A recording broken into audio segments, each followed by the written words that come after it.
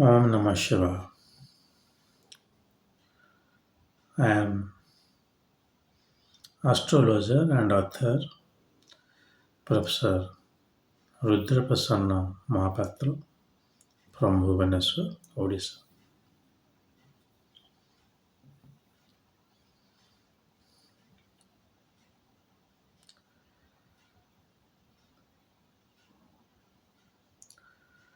Today I will tell about two concepts, that is Upasana and Vipassana, and their role in astrology.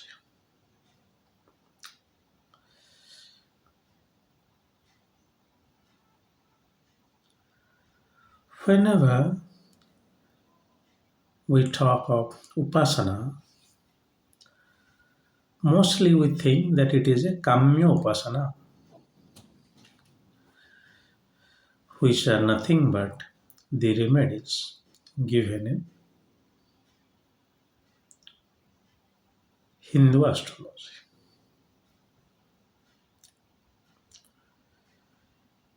You make a sankalpa, you do this for 21 days, and you will get this result.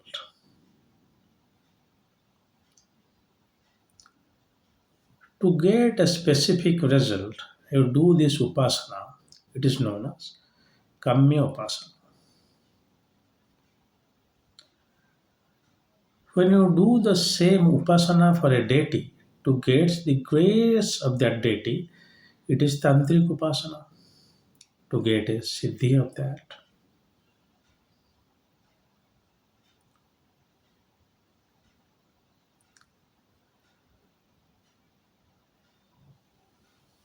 So, Kamya Upasana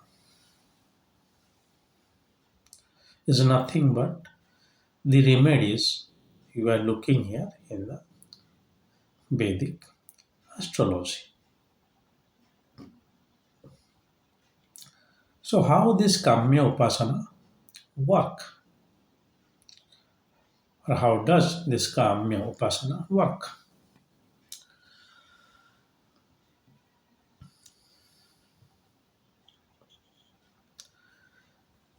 You must be,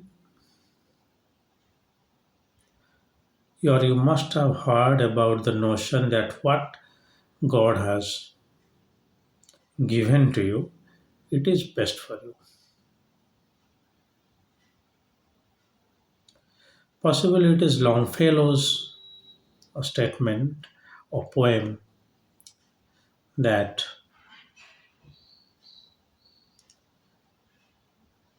the rich at his mansion, the poor at his gate. God has created everyone and given in their state. So it is based on your prarabdha that what kind of consequences you will face pertaining to the karmas of your last life. So why this upasana? Always remember, do these upasanas in the context where your adrida karma is being seen. That is your retrograde planets, a planets in its own house, and a friendly house. And if it is retrogression, it is again adding to the adrida karma. If you work upon it, things will be working out for you.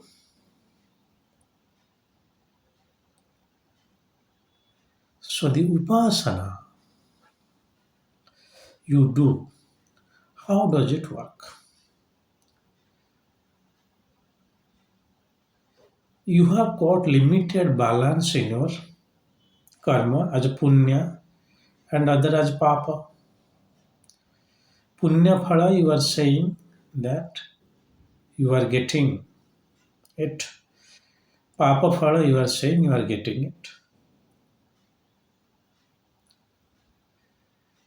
But you need some extra advantages that your karma phala, though for me, papa punya, beyond that, karma is beyond that. So you are able to get the consequences of a karma in this life based on your past life karma. It may be a continuation, it may be a ending up.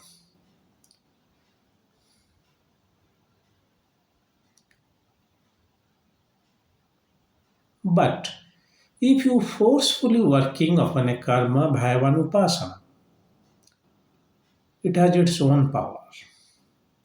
You do this rudra upasana, this bhairava upasana to get something. Do you think that you get that outcomes by that upasana which is not in your destiny? Is it changing it? No. Something somebody is saying though you don't have any chance, but by your continuous upasana, it's a kamya upasana, you get some result. Remember, that result will be nullified by another loss. That is the way karmic accounts are maintained. So never go for do your kamya upasana for your dridha karma. If a planet is debilitated, it is indicating that you are not going to get the result in this life. Do not do upasana for that, or else you lose something which you are expected to get in this life. This is how karma gets balanced. That is what we always say, that what God has done for you is for good. भगवान जो भी करता है अच्छे के लिए ही करता है. Why? Because he maintains the balance. Then why should I do upasana? If this is written here by his, this is your accounts, debit and credit, left eyebrow, right eyebrow, you can say the debit and credit side, and balance sheet is balance. You don't add some extra loan to that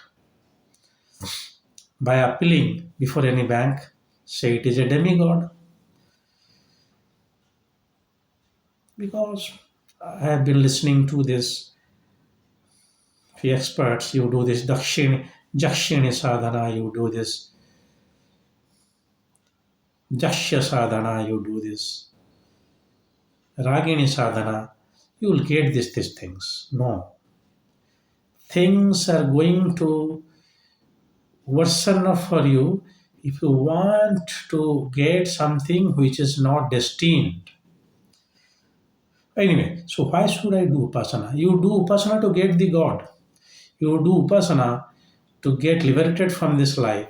You do upasana to go into a state to understand your real being, which is giving birth to Vipassana.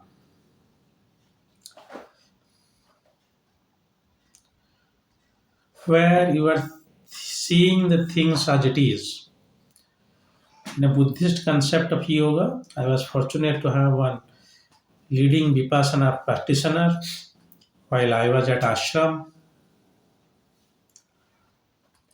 So he was saying that Vipassana is nothing, whatever your guru is saying, you do, don't talk. No, it's like seeing the things as it is. I have never practiced it, but it is a yogic practice. So this Ishvara Upasana, unlike that Kama Upasana, is also one kind of Vipassana.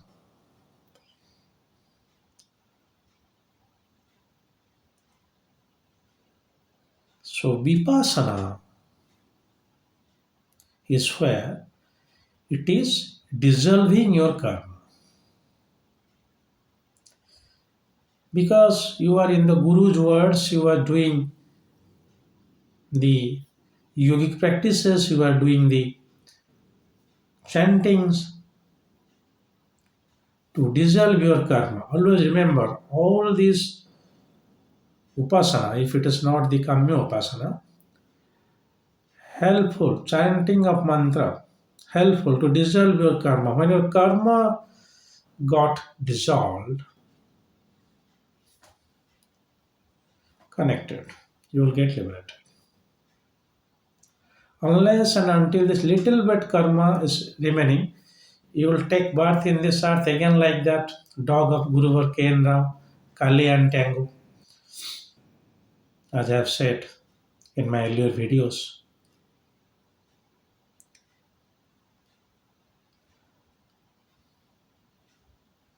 So, shift towards Vipassana from Upasana to balance your karma, to dissolve your karma. Why to balance? Your karmic pattern is already balanced, to dissolve.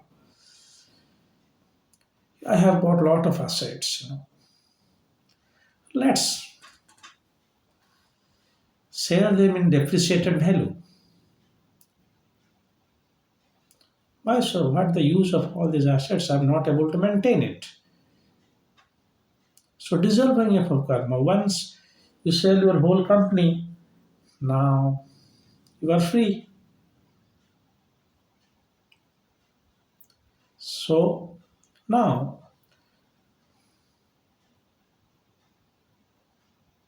Jupiter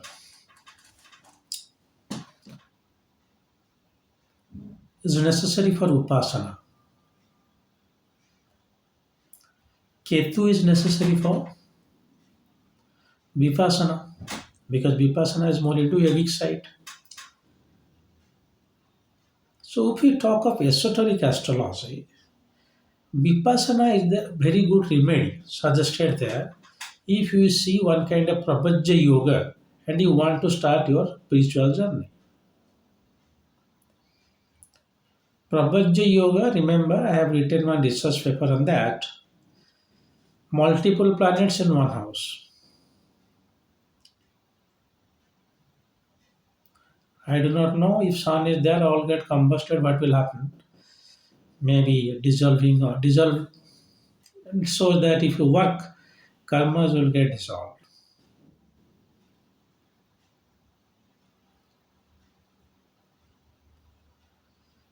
So Upasana has got a role in Hindu astrology, where Vipassana has got a role in esoteric astrology. Vipassana can be seen from Ketu.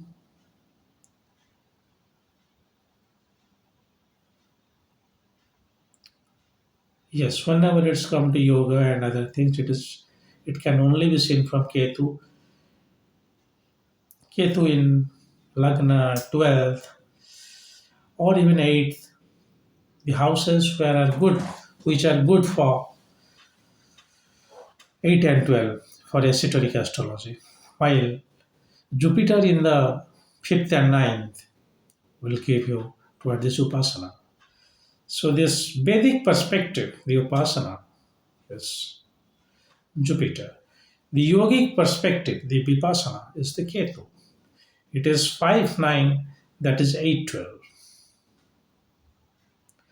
If you see a person having the Ketu in the 8th and 12th, please recommend him for Vipassana or the practices pertaining to Vipassana, not Upasana.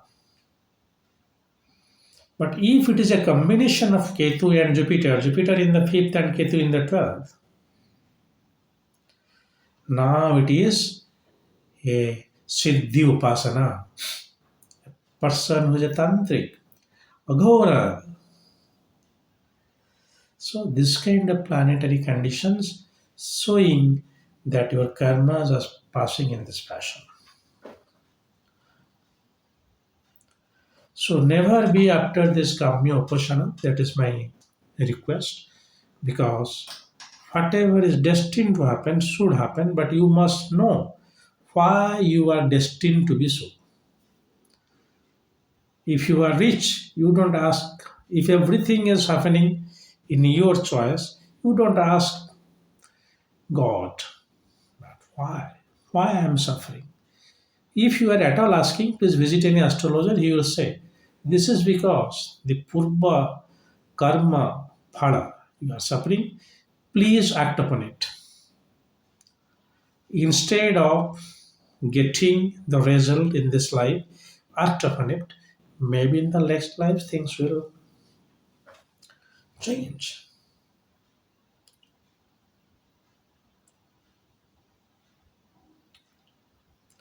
But any Kamya Upasana, if you do by any Sankalpa, by any powerful Vedic practices, say it Yajna, Abhisheka,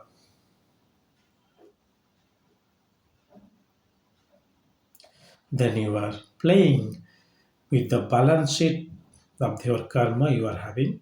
So it is always a better choice to move towards Vipassana from Upasana to get your karma dissolved instead of getting one karma or downloading one karma along with another unfortunate consequence.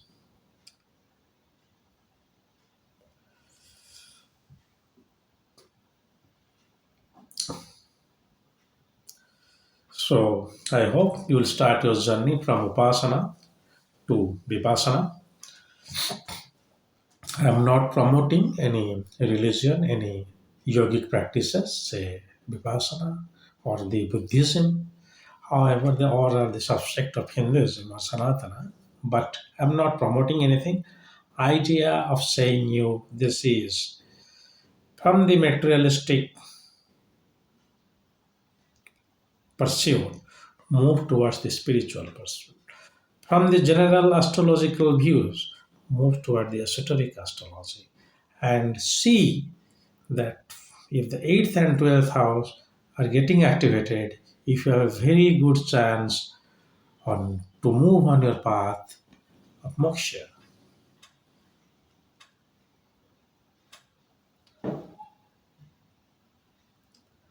Well, this is all for today. If Lord Mahadeva wants, I'll come up with another new video soon. Till then, God bless you all. Om Namah Shivaya.